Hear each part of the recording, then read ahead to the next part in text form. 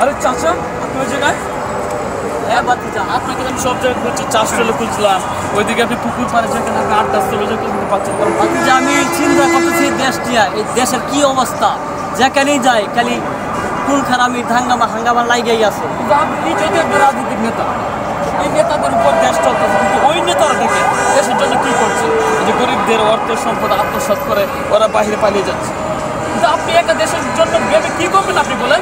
হ্যাঁ বাতিজা, এই নিয়ে তো চিন্তা, দেশ ভালো না থাকে আমরা ভালো থাকতে পারবো? আচ্ছা, যে রাজনীতির নামে আপনার দাঙ্গা হাঙ্গামা চলতেছে, এই রাজনীতি সঠিক রাজনীতি আছে কি বাংলাদেশে?